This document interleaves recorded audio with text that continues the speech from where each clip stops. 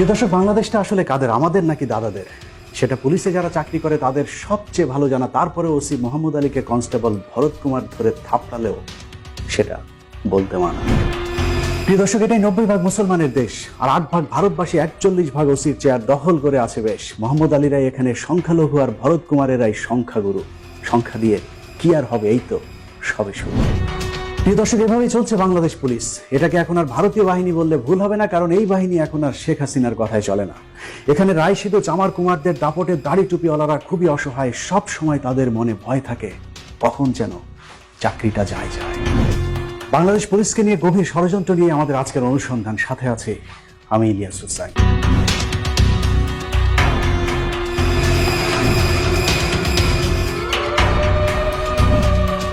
কয়েকদিন আগে রিয়াজউদ্দিন বাজারে একটা গোল্ডের একটা বড় অপারেশন করলাম স্যার। আমি তো স্যার এরপর একটু ভয়ে আছি স্যার, কারণ এখানে যারা আছে সবার সাথেই তো স্যারের একটা ভালো সম্পর্ক আছে। 2007 সাল, নরসিংদীতে হত্যার পর 4 দিন ঘরের ভেতরে বস্তাবন্দি করে রাখা হয় একই পরিবারের 6 জনের লাশ। কিছুতেই সেই খুনের কুল কিনারা করা যাচ্ছিল না। অবশেষে সেই ঘটনায় দায়িত্ব দেওয়া হয় র্যাবের একজন কর্মকর্তাকে। দায়িত্ব পেয়ে 2 দিনের মধ্যে ঢাকা, কিশোরগঞ্জ, ভৈরবে অভিযান চালিয়ে মূল হত্যাকারী বীরু সহ অন্যান্য আসামিদের গ্রেফতার করতে সামর্থ্য হন র্যাবের ওই কর্মকর্তা। 2008 সাল, চট্টগ্রাম জেলার কোতোয়ালী জোনের সহকারী পুলিশ কমিশনার হিসেবে যোগ দেন র্যাবের ওই কর্মকর্তা। একের পর এক অপরাধীদের বিরুদ্ধে চলতে থাকে তার দুর্দান্ত অভিযান।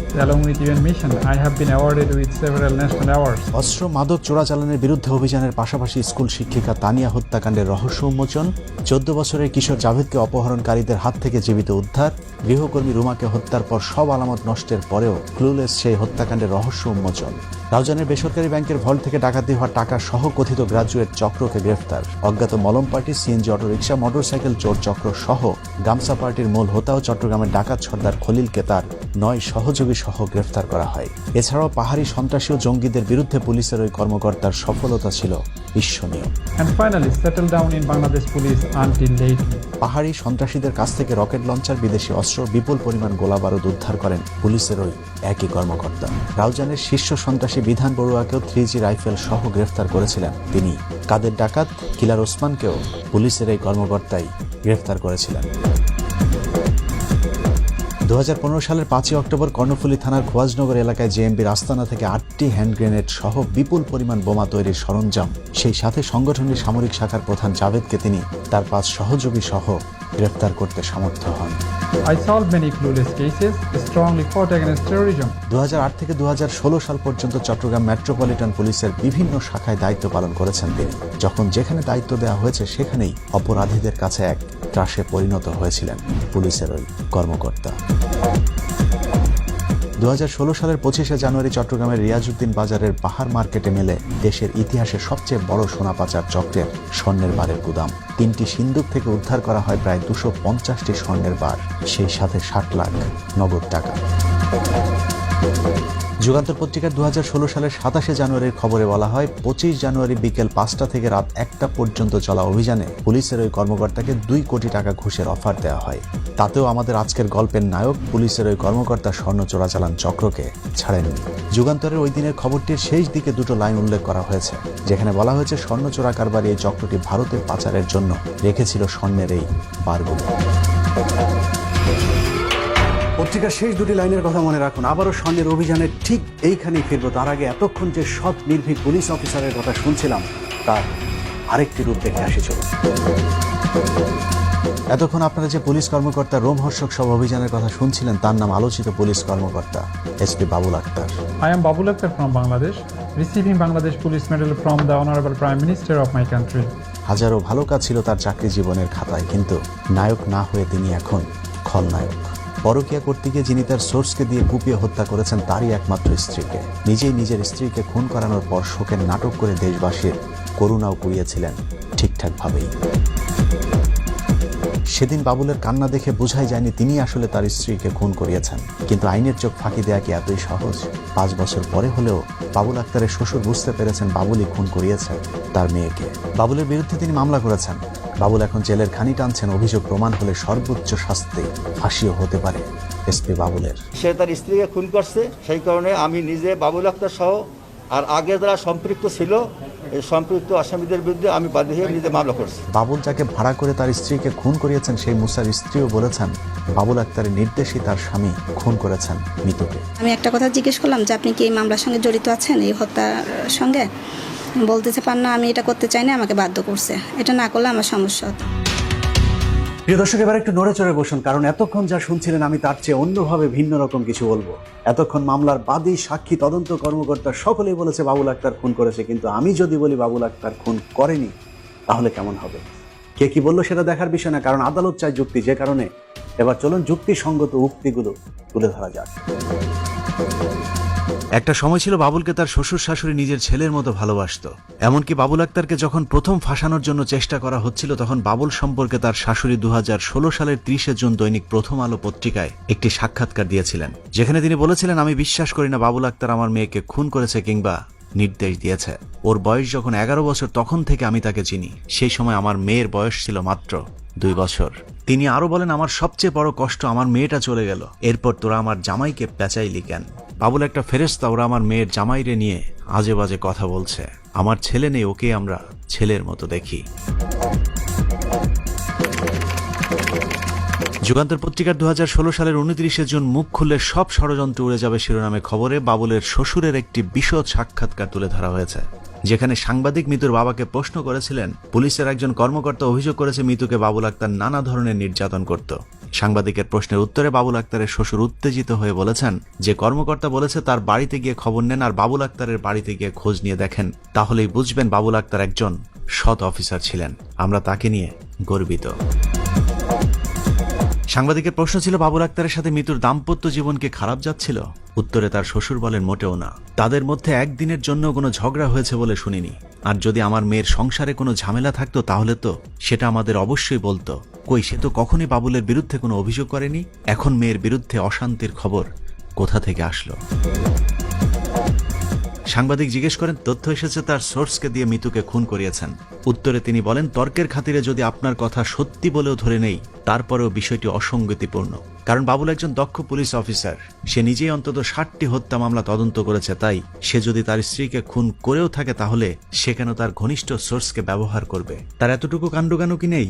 তাছাড়া কোনো পিতা কি তার শিশু সন্তানের সামনে স্ত্রীকে খুন করাবে? একজন পুলিশের সদস্য হিসেবে এতটুকু বলতে পারি, বাবুল যদি এই খুন করত তাহলে তার মধ্যে অস্বাভাবিক আচরণ লক্ষ্য করা যেত।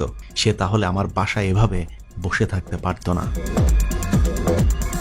এছাড়া বাবুল আক্তারের বিরুদ্ধে পরকীয়া সহ প্রতিটি অভিযোগে বাবুল আক্তারের পক্ষেই কথা বলেছেন তার শ্বশুর।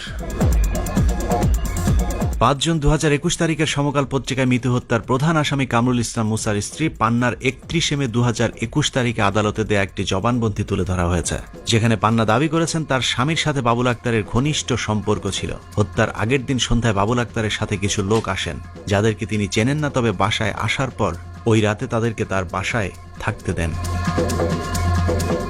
এবার চলুন 2016 সালে মুসার স্ত্রী পান্না কি বলেছিল সেটা দেখা যাক।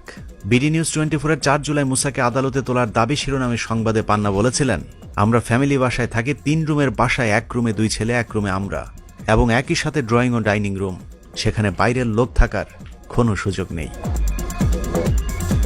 মুসার স্ত্রী পান্না তার জবানবন্দিতে আরো বলেছেন, 2016 সালের জুন মাসের 19 বা 20 তারিখে মুসা ফোনে কাউকে বলেন, স্যার আমি তো এটা করতে চাইনি, আমার পরিবারের কিছু হলে পুলিশের কাছে মুখ খুলব। তখন পান্না আক্তার তার স্বামীকে জিজ্ঞেস করেছিলেন কে ফোন করেছিল। মুসা জানান বাবুল আক্তার। তখন পান্না তার স্বামীর কাছে জানতে চান মিতু হত্যার সাথে মুসা জড়িত কিনা। মুসা তখন পান্নাকে বলেছেন তাকে জড়িত থাকতে বাধ্য করেছেন বাবুল আক্তার। অথচ 2016 সালের 5 জুলাই প্রথম আলো পত্রিকার 2 পুলিশ কর্মকর্তা মুসাকে ধরে নিয়ে গেছে শিরোনামের খবরে মুসার স্ত্রী পান্না আক্তার বলেছিলেন, মুসা 2003 সাল থেকে পুলিশের সোর্স হিসাবে কাজ করছে, কিন্তু বাবুল আক্তারের নাম তার স্বামীর কাছে তিনি জীবনেও কখনো শোনেননি। অনুসন্ধানের শুরুতে আমরা মুসার স্ত্রী পান্নার সাথে কথা বলি। প্রশ্ন ছিল, 5 বছরের ব্যবধানে বক্তব্যগুলো কেন পাল্টে ফেললেন? আমার দুটা ছেলেকে কিন্তু কিছু ধরতে না চাই, আমাকে একটু হুমকি ধমকি দেয়। সম্প্রতি বাবুল আক্তারের বাড়ির কেয়ারটেকার আব্দুল সাত্তার তার 161-এ বলেছেন, মুসা বাবুল আক্তারের বাড়িতে নিয়মিত যাওয়া আসা করত। এসপি বাবুলের বাসার বাজারও নাকি অভিযুক্ত খুনি মুসাই করে দিতেন। অথচ 2016 সালে কেয়ারটেকার আব্দুস সাত্তারকে পুলিশ মুসার ছবি দেখানোর পর তিনি বলেছিলেন মুসাকে তিনি জীবনে কখনো দেখানোনি। বাবুল আক্তারের রানার কনস্টেবল সাদ্দামও কেয়ারটেকার আব্দুস সাত্তারের বক্তব্যের বিরুদ্ধে 161 দিয়েছেন। কনস্টেবল সাদ্দাম উল্টো প্রশ্ন করেছেন, কেয়ারটেকার সাত্তারের কথা মতো মুসা যদি বাবুল স্যারের বাসায় বাজার করবেন তাহলে আমার দায়িত্ব কি ছিল? এছাড়া কনস্টেবল সাদ্দাম তার জবানবন্দিতে বলেছেন, ভাবি অত্যন্ত ভালো মনের মানুষ ছিলেন। বাবুল স্যারের সাথে ভাবির কখনো মনোমালিন্য হতে দেখেনি। তারা খুবই সুখী দম্পতি ছিলেন। বাবুল আক্তারের বিরুদ্ধে এসব ভুয়া সাক্ষ্য প্রমাণকে আরও বেশি বিশ্বাসযোগ্য করে তুলতে এরই মধ্যে চট্টগ্রামের একজন অস্ত্র ব্যবসায়ীকে ভুয়া সাক্ষী বানানো হয়েছে, যার নাম এহতেশামুল হক ভোলা। প্রথম মামলায় বলা হয়েছিল ভোলার দেয়া অস্ত্র দিয়ে বাবুল আক্তারের স্ত্রীকে খুন করা হয়েছে। নতুন মামলাতে অবশ্য তাকে সরাসরি খুনে সম্পৃক্ত দেখানো হয়েছে, কিন্তু ভোলা আমাদেরকে জানিয়েছেন তাকে জোর করে বাবুল আক্তারের বিরুদ্ধে সাক্ষী দেওয়ানো হয়েছে। আপনি যে সাক্ষী দিয়েছেন সেই সাক্ষী কি আসলে সত্য না মিথ্যা কথা, সেগুলো আপনাকে শিখিয়ে দেওয়ার কথা না আপনি নিজে থেকে বলছেন? সাক্ষীটা মিথ্যা, সাক্ষীটা ওরা গায়ে জোরে নিয়েছে। আপনাকে আমি কি বুঝাবো, বাংলাদেশে ওরা যেটা চায় এটা স্বাধীন হয়ে যায় না ভাই। প্রিয় দর্শক, 2016 থেকে 2022 5 বছরে বাবুলের শ্বশুর অভিযুক্ত খুনি মুসার স্ত্রী পান্না আক্তার এবং কেয়ারটেকার আব্দুস সাত্তার সকলের বক্তব্য উল্টে গেছে। কিন্তু কে পাল্টে দিল সবকিছু? চলুন তার পরিচয় জানতে আবারও সেই পত্রিকার শেষের 2 লাইন থেকে শুরু করা যাক। যুগান্তর পত্রিকার 2016 সালের 27 জানুয়ারির খবরে 25 জানুয়ারির যে অভিযানের কথা বলা হয়েছিল তার শেষ 2 লাইনে ভারতীয় একটি চক্রের কথা মনে রাখতে বলেছিলাম, কারণ সেই চক্রের পরিচয় খুঁজে বের করতে পারলেই মিতু হত্যাকাণ্ডের আসল রহস্য উদ্ঘাটন করা সম্ভব হবে। আর সে চক্রের পরিচয় খুঁজে বের করতে আপনাদেরকে কিছুক্ষণের জন্য 2014 সালের আরেকটি অভিযানে নিয়ে যাব। 2014 সালের ফেব্রুয়ারি মাসে চট্টগ্রামের পুরাতন টেলিগ্রাফ রোডের বাসার সামনে থেকে অপহৃত হন মৃদুল চৌধুরী নামের আরেক স্বর্ণ ব্যবসায়ী। মৃদুল চৌধুরীকে উদ্ধারের দায়িত্ব দেওয়া হয় তৎকালীন সিএমপির উপকমিশনার বাবুল আক্তারকে। যথারীতি দ্রুত সময়ের মধ্যে বাবুল আক্তার কুমিল্লার বুড়িচং থেকে মৃদুল চৌধুরীকে উদ্ধার করেন। তার কাছেই বাবুল আক্তার প্রথম জানতে পারেন চট্টগ্রামের যেই স্বর্ণ চোরা কারবারি চক্র মৃদুলকে অপহরণ করেছেন তাদের মূল শেকড় ভারতে। এই মৃদুল চৌধুরীর কাছে বাবুল আক্তার প্রথম জানতে পারেন ভারতীয় চক্রের স্বর্ণ পাচারের ব্যবসার সাথে চট্টগ্রাম মেট্রোপলিটন পুলিশের উপকমিশনার বনোজ কুমার মজুমদার এবং সময় টিভির সাংবাদিক কমল দে সহ একটি বিশেষ ধর্মের বেশ কয়েকজন পুলিশ কর্মকর্তা জড়িত। ঘাবড়ে যাবার মতো এই তথ্য জানার পর কিছুটা থমকে গেল বাবুল আক্তার স্বর্ণ পাচারকারী চক্রটির বিরুদ্ধে অভিযান অব্যাহত রাখেন। তারই ধারাবাহিকতায় 2016 সালের 25 জানুয়ারি চট্টগ্রামের রিয়াজউদ্দিন বাজারের বাহার মার্কেটে স্বর্ণের গুদামে অভিযান চালায় বাবুল আক্তার। সেই অভিযানের খবর শুনে বনোজ কুমার মজুমদার সাথে সাথে ফোন করেন বাবুল আক্তারকে, আর তাতেই বাবুল আক্তারের সব হিসেব মিলে যায়। বাবুল আক্তার অভিযান বন্ধ করতে রাজি না হলে প্রথমে 50 লাখ থেকে শুরু করে সবশেষ 2 কোটি টাকা পর্যন্ত ঘুষের প্রস্তাব দেয় বনোজ কুমার মজুমদার।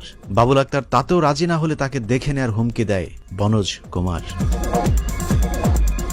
ভয়ঙ্কর এই মাফিয়া চক্রের মূল হোতা বনোজের হুমকির বিষয়টি বাবুল আক্তার তখনই চট্টগ্রাম মেট্রোপলিটন পুলিশের আরেকজন ঊর্ধ্বতন কর্মকর্তাকে জানিয়েছিলেন। স্যার আসসালামু আলাইকুম স্যার।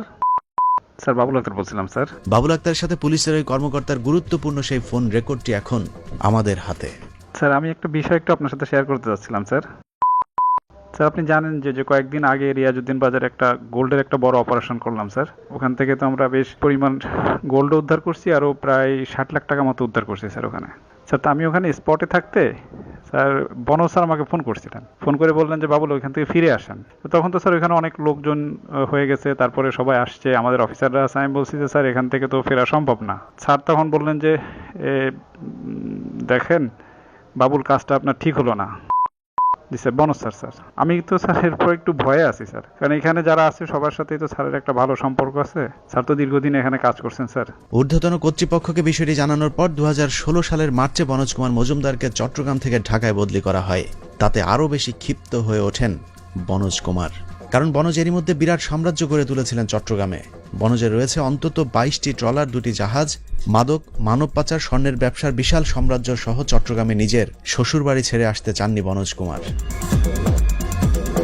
সময় টিভির চট্টগ্রাম প্রতিনিধি কমলদের সহায়তায় চট্টগ্রামের অনেক সাংবাদিকের মাঝেও নিজের নিয়ন্ত্রণ প্রতিষ্ঠা করেছিলেন বনোজ কুমার মজুমদার। 2016 সালের 27 জুন যুগান্তর পত্রিকার সংবাদে অভিযান না চালাতে পুলিশকে ঘুষের অফার শিরোনামে সংবাদে বলা হয়, অভিযানের নেতৃত্ব দেওয়া বাবুল আক্তারকে মোবাইলে 50 লাখ থেকে শুরু করে 2 কোটি টাকা পর্যন্ত ঘুষের প্রস্তাব দেওয়া হয়। অনুসন্ধানে জানা যায় অপর প্রান্তে থাকা ব্যক্তি ছিলেন চট্টগ্রাম মেট্রোপলিটন পুলিশের একজন কর্মকর্তা। যুগান্তরের পরের দিনের নিউজে বিষয়টি আরেকটু পরিষ্কার করা হয়েছে, যেখানে বলা হয়েছে পুলিশের ভেতরেই বাবুল আক্তারের আরেকটি প্রতিপক্ষ ছিল যাদের ব্যাপারে অনুসন্ধান চলছে, কিন্তু পরবর্তীতে সেই অনুসন্ধান আর হয়নি। সংবাদটির শেষের দিকে বলা হয়, বাবুল আক্তারের অভিযানে পুলিশের ঊর্ধ্বতন কর্মকর্তাদের মাসোহারা বন্ধ হয়ে যাচ্ছিল। বিশেষ করে ওই সময় চট্টগ্রাম মেট্রোপলিটন পুলিশের ঊর্ধ্বতন এক কর্মকর্তা বাবুল আক্তারের উপর চরমভাবে ক্ষুব্ধ হন। যুগান্তর পত্রিকার 2016 সালের জুনের 28 তারিখে বাবুল আক্তারের শত্রুপক্ষকে নিয়ে চলছে সন্ধান শিরোনামে আরেকটি সংবাদে বলা হয়, বাবুল আক্তার ঊর্ধ্বতন ওই কর্মকর্তার এ ধরনের অনৈতিক হস্তক্ষেপের বিষয়ে সিএমপির ঊর্ধ্বতন কর্তৃপক্ষের কাছে অভিযোগ করলে ঘটনার 2 মাসের মাথায় 31শে মার্চ অভিযুক্ত কর্মকর্তাকে পুলিশের অপর একটি ইউনিটে বদলি করা হয়, আর তাতেই দ্বন্দ্ব প্রকাশ্যে রূপ নেয়। 2016 সালের 31শে মার্চ যাকে চট্টগ্রাম থেকে পুলিশের বিশেষ একটি ইউনিটে বদলি করা হয় তিনি বনোজ কুমার মজুমদার, যদিও পত্রিকাটিতে রহস্যজনকভাবে তার নাম এড়িয়ে যাওয়া হয়েছে।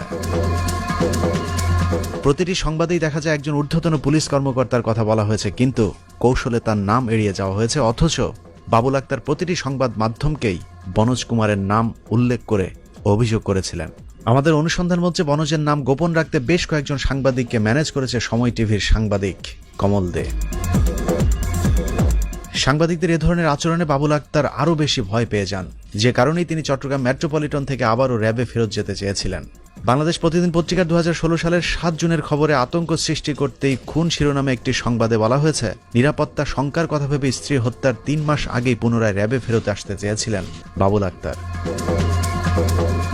2016 সালের 28 জুন যুগান্তর পত্রিকার খবরে নাম প্রকাশে অনিচ্ছুক একজন ঊর্ধ্বতন কর্মকর্তার বক্তব্য তুলে ধরা হয়েছে, যেখানে তিনি বলেছেন এসপি বাবুল আক্তার অনেক আগেই ষড়যন্ত্রকারীদের টার্গেটে পরিণত হন, তবে তাকে দুর্বল করতে তার পরিবারের উপর পরিকল্পিতভাবে হামলা চালানো হয়েছে বলেও ধারণা করেন ওই কর্মকর্তা।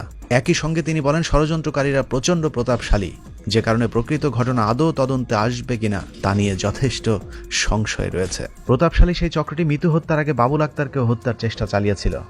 দুবার বাবুল আক্তারের গাড়ি লক্ষ্য করে গুলির ঘটনাও ঘটেছে।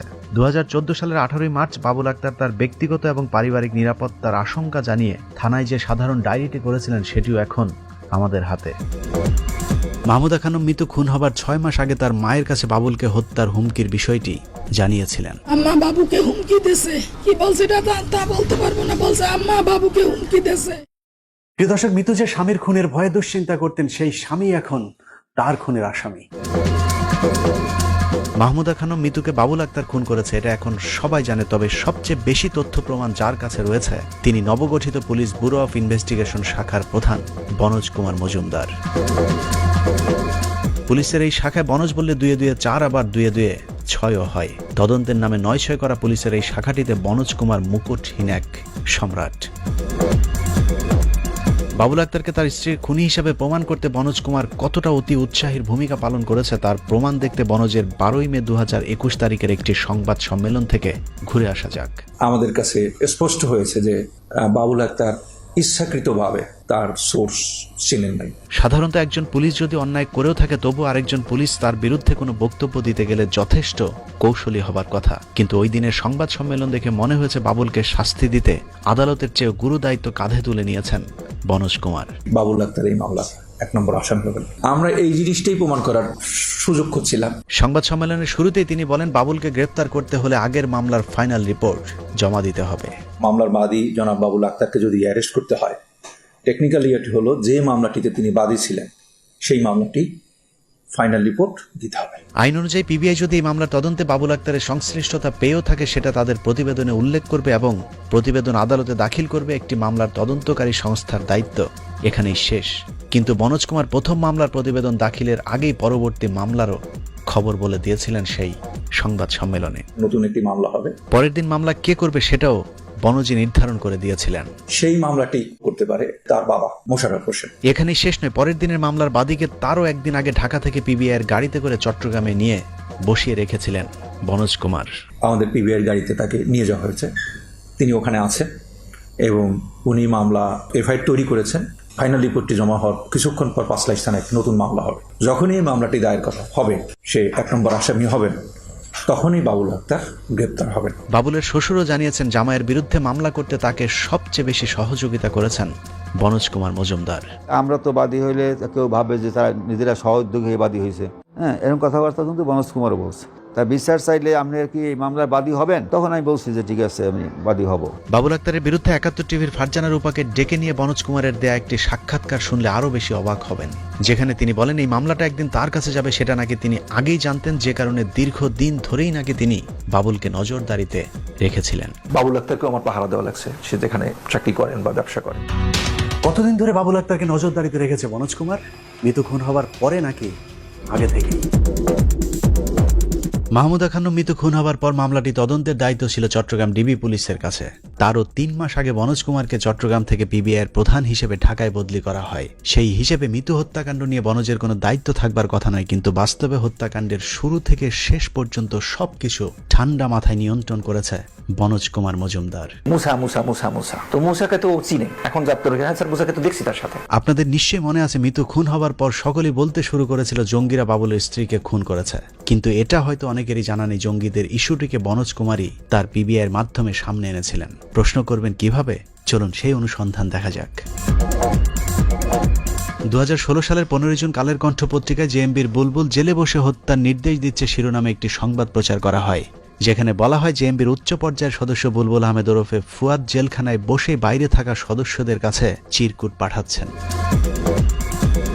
একই দিনে বাংলাদেশ প্রতিদিন পত্রিকায় তদন্তে নতুন মোড়, কারাগার থেকে জঙ্গির চিরকুট শিরোনামে সংবাদে বলা হয়েছে বিভিন্ন হাত ঘুরে সেই চিরকুট নাকি সোজা পিবিআইয়ের হাতে গিয়ে পৌঁছেছে। আর সেই চিরকুটেই লেখা ছিল জেলখানা থেকে বাবুল আক্তার সহ 4 জন কর্মকর্তাকে হত্যার নির্দেশ দিয়েছেন কথিত জেএমবি সদস্য ফুয়াদ।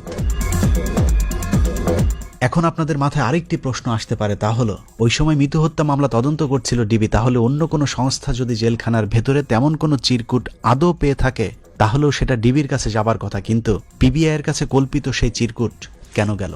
চলুন সেই রহস্য উদ্ঘাটন করা যাক। এই চিরকুটকে কেন্দ্র করেই কথিত জেএমবি সদস্য ফুয়াদকে 7 দিনের রিমান্ড চায় চট্টগ্রাম পিবিআইয়ের পরিদর্শক শিল্পী রানী দেবনাথ। শুনানি শেষে আদালত 5 দিনের রিমান্ড মঞ্জুর করেন। 2016 সালের 22 জুন বাংলাদেশ প্রতিদিন পত্রিকায় সেই চিরকুট ঘিরেই তদন্ত শিরোনামের আরেকটি সংবাদে বলা হয়েছে রিমান্ডে নাকি মৃত্যু হত্যার গুরুত্বপূর্ণ তথ্য দিয়েছেন জেএমবি সদস্য বুলবুল আহমেদ সরকার ওরফে ফুয়াদ। এরপরই বাংলাদেশের বিজ্ঞ সাংবাদিকেরা ঝাঁপিয়ে পড়েন চিরকুটের পেছনে। সারা দেশে শুরু হয় আলেমদের উপর নির্যাতন, সাঁড়াশি অভিযান চালিয়ে প্রায় 13,000 মুসলমানকে আটক করা হয়েছিল ওই চিরকুটকে কেন্দ্র করেই। কিন্তু পিবিআইয়ের প্রচার করা চিরকুটের সেই গুরুত্বপূর্ণ তথ্য আর কখনোই কেউ জানতে পারেনি। মূলত চিরকুট নাটকের পুরোটাই ছিল বনজের সাজানো। একদিকে সারা দেশে মুসলমানদের উপর নির্যাতন করেছে, অন্যদিকে কালক্ষেপণের মাধ্যমে হত্যার আসল ঘটনাকে ধামাচাপা দেওয়ার চেষ্টা চলেছে।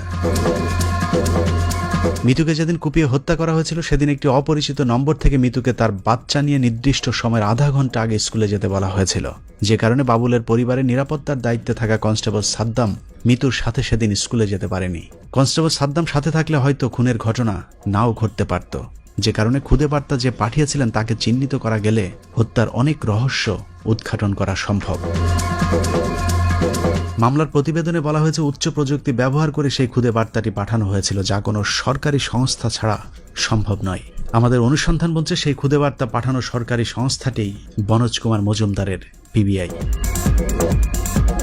2016 সালের 1 জুলাই সমকাল পত্রিকায় যত রহস্য 3 মোবাইলের শিরোনামে গুরুত্বপূর্ণ একটি সংবাদ প্রমাণ করে যে মিতুর ব্যবহৃত মোবাইল ফোনটি পিবিআইয়ের কাছেই রয়েছে। খবরে বলা হয়েছে মিতুর মোবাইল ফোনটি নিয়ে পুলিশ লুকোচুরি করছে। নাম প্রকাশ না করে একটি সূত্র জানিয়েছে ফোনটি পুলিশ ব্যুরো অফ ইনভেস্টিগেশন অর্থাৎ সেই বনজের পিবিআইয়ের কাছেই আছে। তদন্তের দায়িত্বে না থেকেও কেন পিবিআই মিতুর ফোনটি নিয়েছিল এবং তদন্তের দায়িত্ব পাওয়ার পরেও আজও পর্যন্ত কেন ফোনটি আদালতে জমা দেওয়া হয়নি, সেই প্রশ্নের উত্তর পেলেই হত্যার সব জট খুলে যাবে। ঘটনাস্থলে ঠিক 200 গজ দূরে অবস্থিত গোলপাহাড় মহাশ্মশান কালীবাড়ির মন্দিরে সিসি ক্যামেরা থাকলেও ঠিক ঘটনার সময়টুকুতে ক্যামেরাগুলো বন্ধ ছিল। কালের কণ্ঠের 2016 সালের 7 জুন অগ্রগতি শুধু একটি মোটরসাইকেল শিরোনামের খবরে বলা হয়েছে 5 জুন জিএসির মোড়ে যে স্থানে মাহমুদা খানম মৃত খুন হন সেই স্থানের আশপাশের বেশ কিছু সিসি ক্যামেরার ফুটেজ মুছে ফেলা হয়েছে। কিছু ক্যামেরার ফুটেজ আবার ধারণ হয়নি। নাম প্রকাশ না করার শর্তে সিএমপির এক কর্মকর্তা বলেন মন্দিরের সিসি ক্যামেরার ভিডিও ধারণ না হওয়া রহস্যজনক। এ ক্যামেরায় সকাল 9:30 পর্যন্ত ভিডিও ধারণ হয়নি বা কম্পিউটারের ব্যাকআপ নষ্ট করে ফরম্যাট দেওয়া হয়েছে। কেন এমনটা করা হয়েছে সে প্রশ্নের উত্তর খোঁজা হচ্ছে।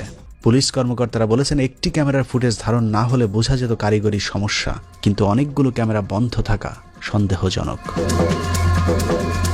প্রথম আলো পত্রিকার 8 জন তদন্তে অগ্রগতি নিয়ে শিরোনামে খবরে বলা হয়েছে, ঘটনাস্থল থেকে 200 গজ দূরে গোলপাহাড় মহাশ্মশান কালীবাড়ির 2টি ক্যামেরার চিত্র ধারণ হয়নি। সেদিন চিত্র ধারণ হলে খুনিদের চেহারা স্পষ্ট বোঝা যেত। কালীবাড়ির ব্যবস্থাপক বিপু দাস বলেন, ক্যামেরায় কোনো ঝামেলার কারণে রোববারের চিত্র ধারণ হয়নি। তবে ঠিক আগের দিন শনিবার রাতে মন্দিরে 1টা পর্যন্ত চলা অনুষ্ঠান এবং পরদিন রোববার সকালে হত্যাকাণ্ডের আগে ও পরের ভিডিও রেকর্ড হয়েছে। শুধুমাত্র খুনের সময়ের দৃশ্যটুকু রেকর্ড হয়নি। এবার আপনারাই চিন্তা করুন, বিপু দাস বাবুল আক্তার নাকি মনোজ কুমারের লোক? বাবুল আক্তারের বাসায় 2টি রেজিস্ট্রি খাতা ছিল, সেখান থেকে একটি রেজিস্ট্রার খাতা সরিয়ে ফেলা হয়েছে।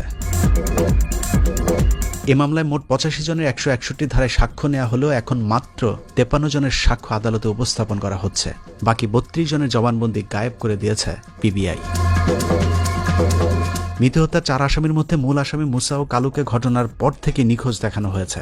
অথচ মুসার স্ত্রী পান্না আক্তার আমাদেরকে জানিয়েছেন মুসাকে পুলিশের গাড়িতে করেই তুলে নিয়ে যাওয়া হয়েছিল। আপনার স্বামীকে যে গ্রেফতার করলো, কোত্থেকে গ্রেফতার করলো? এটা করছে আপনার কাঠঘর 3 রাস্তার মধ্যে থেকে। যখন ধরলো তখন ওইখানে কি পুলিশের লোক ছিল? এখানে সব ছিল সিভিল পোশাকে, কিন্তু আপনার ওই যে আপনার দিদি লেখা নোহাটা ছিল, তারপরে পুলিশের পিকআপ ছিল, এই আপনার ব্লু কালার যে পিকআপ যেগুলো থাকে। অভিযানে উপস্থিত থাকা মহিউদ্দিন সেলিম ও নিজামুদ্দিন নামে 2 জন পুলিশ কর্মকর্তার নামও আমাদেরকে জানিয়েছেন মুসার স্ত্রী। আপনি পুলিশের কাউকে এমন কেউ কি ছিল যাকে আমি কাউকে চিনতে পারিনি, আমি নিজামুদ্দিনকেও চিনতে পারিনি। নিজামুদ্দিনটা কে? নিজামুদ্দিন এই পুলিশের ওসি ছিল। ওসি, আচ্ছা। এটা যে নিজামুদ্দিন যে পুলিশের লোক সেটা জানলেন কিভাবে, আপনি চিনলেন কিভাবে? এটা জানছি আমি ফার্স্ট যেদিন আমি সংবাদ সম্মেলন করি, ও পেপারটা ছিল আমার হাতে, তখন মানে মিডিয়ার সবাই আসছে, অনেকজনে জিজ্ঞেস করতেছিল যে আমাকে যে আপনার হাজবেন্ডকে ধরছে, আপনি কি কাউকে চিনতে পারছেন? তো আমি বলছি আমি কাউকে চিনতে পারিনি, আমি এই মানুষটা ছিল। তো ওরা বলতেছে ওর নাম হচ্ছে নিজামুদ্দিন, আমি তো উনি ছিল। আপনি পত্রিকাতে নিজামুদ্দিনকে দেখেছেন, সেখানে লেখা ছিল যে উনি হচ্ছে ওসি। মুসাকে ধরে নিয়ে যাওয়ার বিষয়ে পুলিশ জড়িত এই তথ্য জানিয়ে পান্না আক্তার একটি সংবাদ সম্মেলনও করতে চেয়েছিলেন, কিন্তু পুলিশ ফোন করে হুমকি দেওয়ার পর তিনি আর সেই সংবাদ সম্মেলনটি করতে পারেননি। আপনার এরপরে আরেকটা সংবাদ সম্মেলন করার কথা ছিল, সেটা করেন নাই কেন? সেটা করার জন্য আমি আমার আজকের বাসায় গেছিলাম আগের দিন আমার আব্বাকে নিয়ে। তো সেখান থেকে আমাকে একটা হুমকি দেয় কিরকম, আমার শ্বশুর বাড়ি আমাদের ওরা যারা, তো তাদেরকে ফোন দিচ্ছিল আননোন নাম্বার থেকে, গিয়ে গেছে পান্না চিটার গেছে সংবাদ সম্মেলন করার জন্য কাউকে, এটা যেন না করে, এটা করলে ওর সমস্যা হবে। পান্না আক্তারের অভিযোগ অনুযায়ী তার স্বামীকে ধরে নিয়ে যাওয়া মনোজ কুমারের বিশ্বস্ত 2 পুলিশ কর্মকর্তা একে মহিউদ্দিন সেলিম ও নিজামুদ্দিনকে আটক করে জিজ্ঞাসাবাদ করলেই বেরিয়ে যাবে অভিযুক্ত খুনি মুসা এখন কোথায় আছে। ধারণা করা হয় মুসাকে মনোজ কুমার ভারতে পাঠিয়ে দিয়েছে অথবা খুনের পর লাশ গুম করে দিয়ে থাকতে পারে। মৃত হত্যার অন্য 2 আসামি রাশেদুন নবী ও নুরুন নবীকেও ক্রসফায়ারের নামে খুন করা হয়েছে। যদিও পুলিশ শুরু থেকে বলে এসেছিল রাশেদুন নবী ও নুরুন নবীকে তারা গ্রেফতার করেনি, অথচ প্রথম আলো 2016 সালের জুলাইয়ের 3 তারিখের পত্রিকায় 9 দিন ধরে পুলিশ হেফাজতে রাশেদ ও নুরুন নবী শিরোনামের খবরে বলা হয়, এই মামলায় আটক অন্য 2 আসামি শাহজাহান ও সাইদুল ডামপাড়া পুলিশ লাইনে আটক থাকা অবস্থায় রাশেদ ও নুরুন নবীকে তারা ভেতরে আটক দেখেছেন। অথচ পুলিশ জানিয়েছে কথিত অভিযানে যাবার পর রাশেদ ও নুরুন নবী পুলিশকে লক্ষ্য করে গুলি ছুড়লে পুলিশের পাল্টা গুলিতে তারা মারা যান। এভাবে মামলার 4 আসামিকে গায়েব করে দেওয়া হয়। কালক্ষেপণ করে হত্যাকাণ্ডের এসব আলামত নষ্ট করতে থাকায় মৃত হত্যাকাণ্ডের তদন্তের দায়িত্ব তার স্বামী বাবুল আক্তারকে দেওয়ার দাবিতে চট্টগ্রামের সাধারণ মানুষ মানববন্ধনও করেছিল, কিন্তু তাতেও লাভ হয়নি। উল্টো স্বরাষ্ট্র মন্ত্রণালয়ের উপসচিব ধনঞ্জয় কুমার দাস বাবুল আক্তারকে তদন্তের দায়িত্ব না দিয়ে কোনো ধরনের বিভাগীয় তদন্ত না করেই কৌশলে তাকে চাকরিচ্যুত করেন। চাকরি ফেরত পেতে নানা ধরনের আইনি পদক্ষেপ নিলেও বাবুল আক্তারকে আর চাকরিতে ফেরত আসতে দেওয়া হয়নি, যে খবরটিও 2016 সালের 20 অগস্ট কালের কণ্ঠ পত্রিকায় ছাপা হয়েছে। বাবুলের পর তার সাথে রিয়াজউদ্দিন বাজারের স্বর্ণের গুদাম সহ বিভিন্ন অভিযানে অংশ নেওয়া বিশ্বস্ত 4 পুলিশ কর্মকর্তা এসআই সন্তোষ চাকমা, এসআই রাজীব, আফতাব আহমেদ ও রাজেশকেও চট্টগ্রাম গোয়েন্দা শাখা থেকে বদলি করে দিয়ে বাবুল আক্তারের প্রতিপক্ষদের মাধ্যমে তাদের ইচ্ছেমতো তদন্ত করার সুযোগ করে দেওয়া হয়। চট্টগ্রামের তৎকালীন উপকমিশনার শফিকুল ইসলাম বলেছিলেন, ভালো অফিসারদেরকে বদলি করা হচ্ছে। প্রথম আলো 2016 সালের জুলাইয়ের 4 তারিখের পত্রিকায় চট্টগ্রামের সরকারি পাবলিক প্রসিকিউটর মোহাম্মদ ফখরুদ্দিন বলেছিলেন, আসামিদের গ্রেফতার না করে কালক্ষেপণের মাধ্যমে অন্য গল্প সাজানোর চেষ্টা চলছে। এভাবে আগের মামলার সব আলামত নষ্ট করে নতুন মামলার নাটক সাজায় মনোজ কুমার মজুমদার। বাবুল আক্তারকে তার স্ত্রী হত্যা মামলায় আসামি করার ক্ষেত্রে পিবিআই প্রধান যে তথ্যগুলো দাঁড় করিয়েছে তার সবগুলোই মিথ্যা বানোয়াট। 12 মে 2021 তারিখের প্রথম আলো পত্রিকায় যে প্রশ্নে আটকে গেলেন বাবুল আক্তার শিরোনামে খবরে সাংবাদিক পিবিআইয়ের এক কর্মকর্তাকে প্রশ্ন করেন, মিতু হত্যায় বাবুল আক্তারের সম্পৃক্ততা নিশ্চিত হলো কি করে? জবাবে কর্মকর্তা বলেন, বাবুলের আর্থিক লেনদেনের তথ্য যাচাই বাছাই করতে গিয়ে হত্যাকাণ্ডে তার জড়িত থাকার বিষয়টি পরিষ্কার হয়ে যায়। তারা মূলত 2016 সালে মিতু হত্যার আগে পরে বাবুল আক্তারের আর্থিক লেনদেনের খোঁজ করতে গিয়ে দেখতে পান হত্যাকাণ্ডের 3 দিনের মাথায় বাবুল আক্তার 3 লাখ টাকা খরচ করেছেন। পিবিআইয়ের দাবি বাবুল আক্তারের ব্যবসায়িক অংশীদার সাইফুল হকের কাছ থেকে লাভের 3 লাখ টাকা চেয়েছিলেন বাবুল। ওই টাকা তিনি নড়াইলের তার আরেক বন্ধু গাজী আল মামুনের কাছে বিকাশে পাঠান। মামুন সেই টাকা এই মামলার অন্যতম আসামি মুসা ও ওয়াসিম সহ অন্যদের মাঝে ভাগ করে দেন। পিবিআইয়ের তথ্যানুযায়ী 5 বছর আগের ওই লেনদেনের তথ্য পিবিআই বিকাশ থেকে সংগ্রহ করেছে। টাকার তথ্যটা সঠিক, কাজটা করানোর জন্য উনি টাকা দিয়েছেন এই হত্যাকাণ্ডের পিছনে। বিকাশ বলছে যত বছর লাগবে তত বছর এটা দিয়ে দেবো। কিন্তু বিকাশের যে তথ্য আমাদের হাতে এসে পৌঁছেছে সেই তথ্য বলছে পিবিআই যে ফোন নম্বরগুলো থেকে বিকাশের লেনদেনের তথ্য আদালতে জমা দিয়েছে সেই নম্বরগুলোর মধ্যে জীবনে কখনো 1 পয়সাও আন্ত লেনদেন হয়নি। টাকা জোগানোর ভুয়া তথ্য আদালতে উপস্থাপনের পর সামনে নিয়ে আসা হয় ভুয়া সাক্ষী এহতেশামুল হক ভোলাকে। শেষ পর্যন্ত ভোলার সন্ধান মিলে সীমান্ত এলাকা বেনাপোলে। ভোলাকে বাড়ি থেকে তুলে নিয়ে বেনাপোল থেকে গ্রেপ্তারের নাটকের পর তাকে দিয়ে জোর করে মিথ্যা সাক্ষ্য দেওয়ানো হয় বলে আমাদের কাছে স্বীকার করেছেন মামলার প্রধান সাক্ষী এহতেশামুল হক ভোলা। আমাকে জিম্মি করে বলে আমার বোন বাচ্চা বউ বাচ্চা জিম্মি করে কোর্টে এগুলো না বললে আমাকে ক্রস ফায়ার দিবে, মারে ফেলবেন, এগুলো তো আমি ঘটনা কিচ্ছুই জানি না। বাবুল আক্তারের সাথে আমার সাথে 5-10 বছর কোনো যোগাযোগই নাই। আমার ওরা যেভাবে লিখে দিচ্ছিল বাবুল আক্তার মানে এই ঘটনায় জড়িত, এসে ওরা যেভাবে লিখে দিচ্ছে এভাবে ম্যাজিস্ট্রেট আমাকে জিজ্ঞাসা করে না, এটা কবুল করে লিখে ফেলছে। ভোলার ভিডিও বক্তব্যটি রেকর্ড করার আগে তার সাথে আমাদের টেলিফোনেও কথা হয়েছিল। তখন তিনি জানিয়েছিলেন বানোয়াট সেই জবানবন্দি দিতে ভোলাকে আটকের আগে থেকেই পিবিআই কার্যালয়ে কৃত্রিম আদালত বানিয়ে তাকে প্র্যাকটিস করানো হতো। প্র্যাকটিস সেশনের নেতৃত্ব দিয়েছেন বনোজ কুমারের পরকীয়া প্রেমিকা নাইমা সুলতানা, আর ভিডিও কলে যুক্ত থাকতেন বনোজ কুমার নিজেই। কি শেখানো হয়েছিল আপনাকে? ঘটনায় বাবুল আক্তারই করেছে, যেগুলো রাফ করে দিতে একটা। ওরা কারা? ওরা পিবিআই এর এই গ্রুপটার সাথে কি বনোজ কুমার মজুমদার কি জড়িত আছে কিনা? আপনার কি কখনো সরাসরি ওনার সাথে কথা হয়েছে? কখনো সরাসরি নাম না, ওই সবাই গোল টেবিলে এরকম বোর্ডে বসে তো 10-12 জন অফিসার মোবাইলের কণ্ঠ শোনাচ্ছে ওনার আমাকে। কার কণ্ঠ শোনাচ্ছে? বনোজ কুমারের। বনোজ কুমারের আছে। ভ্রান্ত ধারণা দিয়ে ভ্রান্ত কথা বলে কিন্তু এতদিন তদন্তটাকে অন্যদিকে নিয়ে গিয়েছিল। নাইমা সুলতানার বিরুদ্ধে গুরুত্বপূর্ণ পদে পদোন্নতি পেতে বিভিন্ন পুলিশের আইজি ডিআইজির সাথে শারীরিক সম্পর্কের বিষয়টি পুলিশে অনেকটাই ওপেন সিক্রেট। পুলিশে নাইমার অবস্থা অনেকটা যার বউ নেই তার নাইমা আছে এইরকম। চট্টগ্রামে পিবিআই সুপারের চেয়ারে বসতে তিনি বনজের সাথেও শারীরিক সম্পর্কে জড়ান, যে কারণে মৃত্যু হত্যাকাণ্ডের তদন্তে নাইমা এখন বনজের হাতের পুতুল। উনি বলেছেন উনি ঘটনার সাথে সম্পৃক্ত, বাকিটার যে তথ্যগুলো আছে ওগুলো আমরা যাচাই করব। ভুয়া সাক্ষীর মতো ভুয়া আরো অনেক কিছু যুক্ত করা হয় এই মামলায়। মৃত্যু হত্যাকাণ্ডের তদন্ত পিবিআইতে আনার পর বনোজ কুমার বাবুলের বিরুদ্ধে একটি পরকীয়ার ভুয়া নাটক সাজায়। ভুয়া সাক্ষীর মতো বাবুল আক্তারের বিরুদ্ধে পরকীয়ার যে অভিযোগ আনা হয়েছে সেটিও বনোজ কুমারদের সাজানো নাটক, যেখানে বলা হয়েছে জাতিসংঘ মিশনে চট্টগ্রামে কর্মরত একটি প্রজেক্টের কর্মকর্তা গায়ত্রী অমর সিং নামে এক ভারতীয় নারীর সাথে বাবুলের পরকীয়া সম্পর্ক ছিল। গায়ত্রী অমর সিং নামে বিদেশি এনজিও কর্মকর্তার সাথে পরকীয়া প্রেমে জড়িয়ে পড়েন। ডায়েরি সর্বস্বই নাটকের বাস্তবে কোনো নারীর অস্তিত্ব আজ পর্যন্ত পিবিআই দেখাতে পারেনি, অথচ রহস্যজনকভাবে ওই নারীকে উপহার দেয়া বাবুল আক্তারের একটি ডায়েরি উদ্ধার করে ফেলেছে পিবিআই। এখন প্রশ্ন হলো পিবিআইকে এই ডায়েরি তাহলে কি বাবুল দিয়েছে নাকি গায়ত্রী? পিবিআই আমার বড় ভাই বাবুল আক্তারকে 10 মে 2021 সালে তার উপর অমানসিক নির্যাতন চালিয়ে বিভিন্ন বইয়ের পাতায় এবং সাদা কাগজে পিবিআই এর বলা কথা লিখতে বাধ্য করে। এগুলো ছিল বনোজ কুমারের সাজানো নাটক এবং বনোজ কুমার অত্যন্ত পরিকল্পিতভাবে বাবুল আক্তারকে এই বিষয়গুলো দিয়ে ফাঁসানোর চেষ্টা করছেন। এছাড়াও বলা হয়েছে একটি মোবাইল নম্বর থেকে গায়ত্রী বাবুল আক্তারকে 29টি SMS পাঠিয়েছিলেন এবং সেই SMS মিতু দেখে ফেলাতেই দুজনের মধ্যে বাকবিতণ্ডা শুরু হয়। বাবুল আক্তারের সাথে গায়ত্রীর একটা রিলেশনের কথা আমরা জানতে পেরেছি, যার জন্য তার সাথে মিতুর একটা ডিসটেন্সটা হয়েছিল। ওই ডিসটেন্সের কারণেই কিন্তু এই হত্যাকাণ্ডের উদ্ভব। নাইমা বনোজ গঙ্গেরা মিলে বাবুল আক্তারের বিরুদ্ধে যে কথিত পরকীয়ার নাটক সাজিয়েছে সেখানে চিত্রনাট্যে কিছুটা ভুল করে ফেলেছেন। পিবিআইয়ের প্রতিবেদনে গায়ত্রীর মোবাইল ফোন থেকে বাবুল আক্তারের বাংলাদেশি নম্বরে যে SMS গুলোর কথা বলা হয়েছে ওই সময়টাতে বাবুল আক্তার মিশনে ছিলেন। বনোজ হয়তো সেই তারিখটা ভুল করে ফেলেছেন। উনি মিশনে থাকাকালীন কিভাবে এই SMS দিলেন এটা আমাদের বোধগম্য নয়। আমরা মনে করি এই বিষয়গুলো অত্যন্ত সাজানো একটা বিষয়। তারপরেও যদি কিছুক্ষণের জন্য ধরে নেই বাবুল আক্তার কারোর সাথে পরকীয়া করেছিলেন এবং সেই কারণেই তিনি তার স্ত্রীকে খুন করেছেন, তাহলে বাবুল আক্তার তার প্রেমিকার সাথে থাকার কথা। কিন্তু মিতু হত্যার পর থেকে জেলে যাবার আগ পর্যন্ত 4টি বছর বিয়ে না করে বাবুল আক্তার 2 সন্তানকে নিয়েই ছিলেন। খুব জোরাজোরি করেও বাবুলের শালিকার সাথে বিয়ে করানো যায়নি, যে কারণেই বাবুল আক্তারের বিরুদ্ধে এসব পরকীয়ার অভিযোগকে প্রথমে পাত্তাই দেননি মিতুর পরিবার। আমাদের চাইতো পুলিশ তাকে টার্গেট করছে সবার আগে। পুরো অনুসন্ধানে আমি বারবার একটি জায়গায় গোলক ধাঁধায় পড়েছি, তা হলো বনজ কুমার বাবুলকে ফাঁসাতে চাইলেও বাবুলের শ্বশুর কেন বনজের সাথে যোগ দিলেন। সেই প্রশ্নেরও জবাব দিয়েছেন বাবুল আক্তারের ভাই। বাবুল আক্তারের শ্বশুরবাড়ির লোকজন বাবুল আক্তারকে প্রচণ্ড ভালোবাসতেন। বনজ কুমার মজুমদার এই হাতের লেখা এই SMS এর বিষয়গুলো সামনে এনে তাদেরকে দ্বিধাদ্বন্দ্বের ভিতরে ফেলে দেয় এবং এই দ্বিধাদ্বন্দ্বের কারণেই তারা বাবুল আক্তারকে অবিশ্বাস করে। বাবুল আক্তারের ভাইয়ের কথা অবিশ্বাস করে কিছুক্ষণের জন্য ধরে নিলাম বাবুল আক্তার পরকীয়া করতেন, কিন্তু মিতু হত্যার সাথেও কি তিনি জড়িত?